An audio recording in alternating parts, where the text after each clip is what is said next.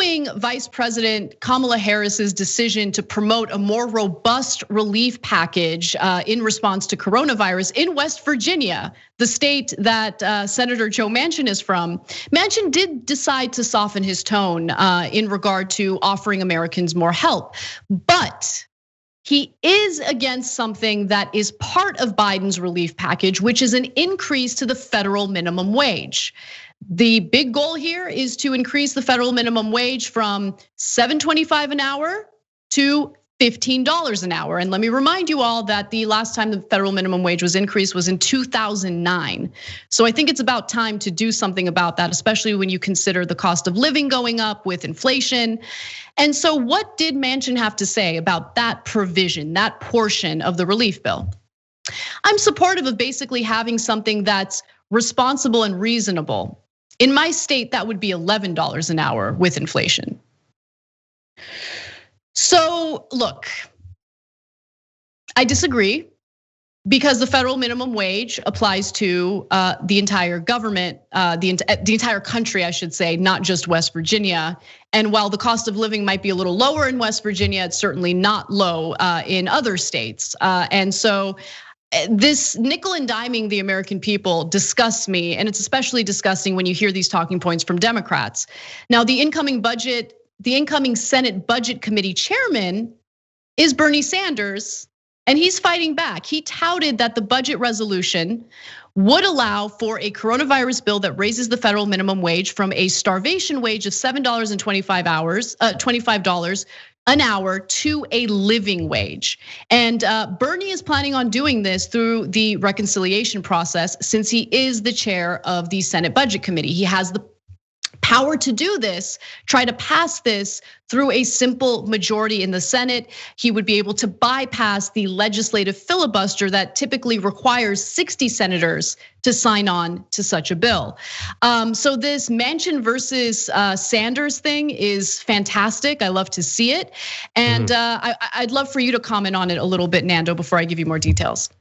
Well, the thing about the federal minimum wage, or just the minimum wage hikes in general, is that the last 5 or so years have proven that it is incredibly popular. And it's not just incredibly popular in like abstract polling, like there's been votes that have been held all over the country, both in blue states and in red states, which have increased the minimum wage to $15 an hour. Just this last election, Florida, where I'm from, raised the minimum wage to $15 an hour via a vote by like a super majority. I think it got something like 69% of support in the polls, while Democrats lost the state in every, like Trump won the state and Democrats just lost everywhere.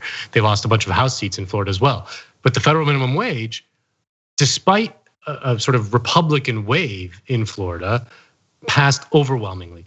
Federal minimum wage has passed in the American South. It's passed in New York. It's passed in California. It's passed everywhere. It's really been held to a vote. It's proven that it's popular, right? It's not just, like those of us who support Medicare for all. Obviously, like we know that it's popular in polls, but like it has not been proven on the ballot box. There hasn't been votes that have passed Medicare for all when the rubber hit the road. The federal minimum wage has, or not the federal minimum wage, state minimum wage have, when the rubber hits the road, passed all over the country.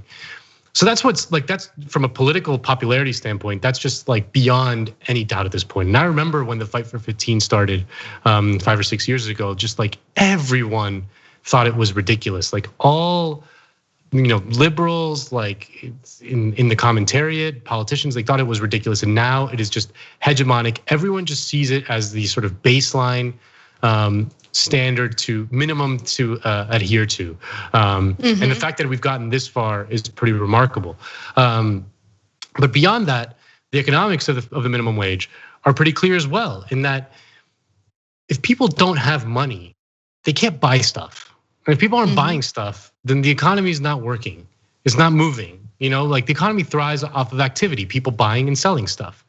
And if no one has money, then you can't buy. That's what's so stupid about this like idea. Oh, well, if you increase the burger price by $1 at McDonald's, like it'll, well, yeah, but if there's more money in people's pockets, then they have the ability to buy more stuff, and poor people are the ones that each extra dollar that they have in their pocket is pumped right back into the economy.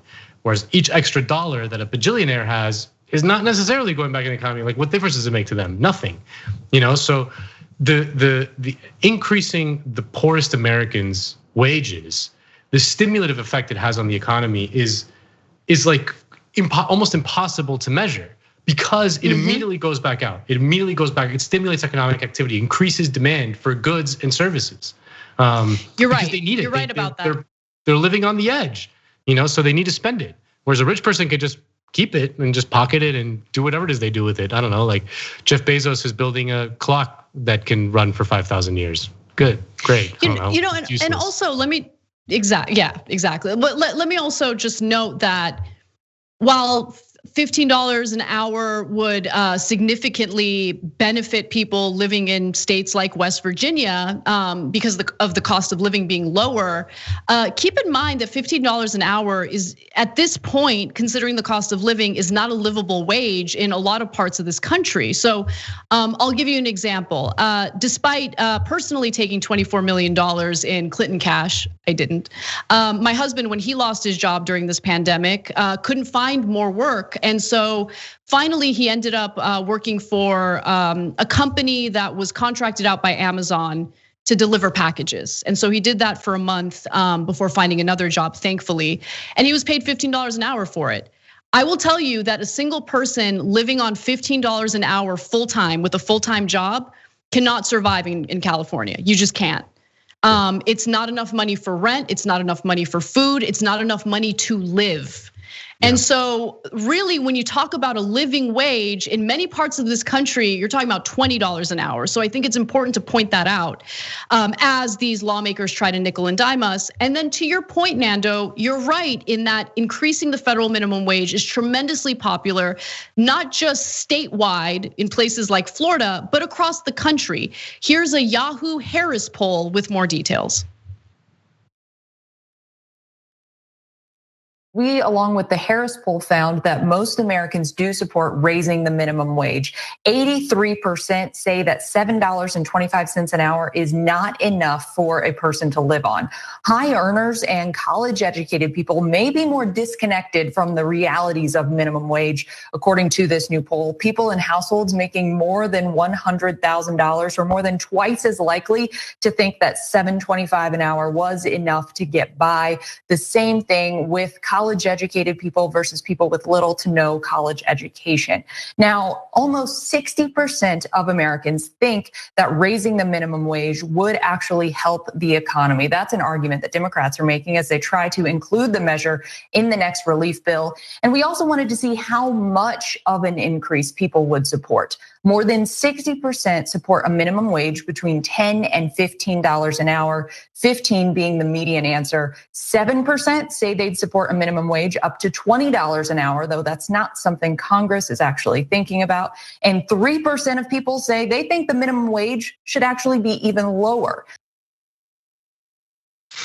Who are those people? Like, those people are awful.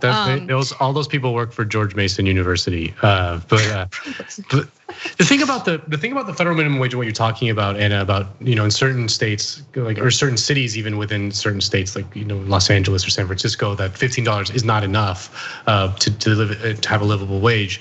The thing about raising the federal baseline is that it does really raise those wages as well, because it prevents employers from essentially outsourcing jobs within the United States, right? Like, if you can have a certain job, I mean, you can't do that with McDonald's workers because you need them there.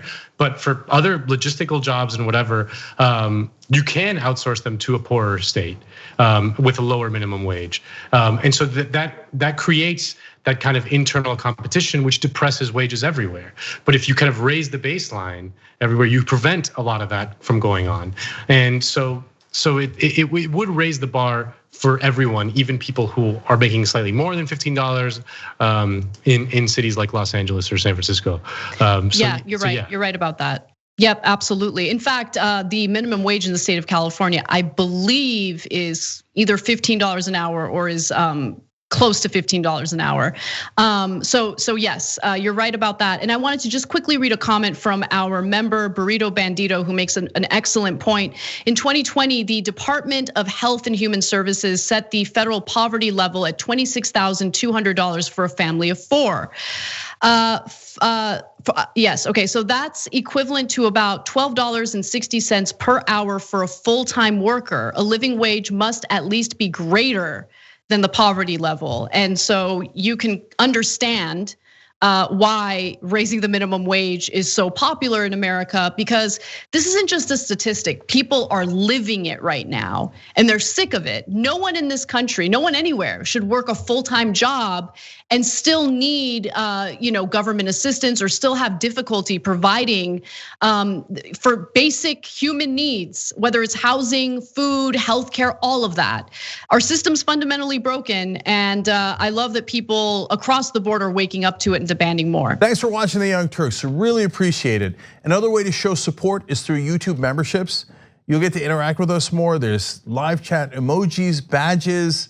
You've got emojis of me, Anna, John, JR. So those are super fun. But you also get playback of our exclusive member-only shows and specials right after they air. So all of that, all you gotta do is click that join button right underneath the video. Thank you.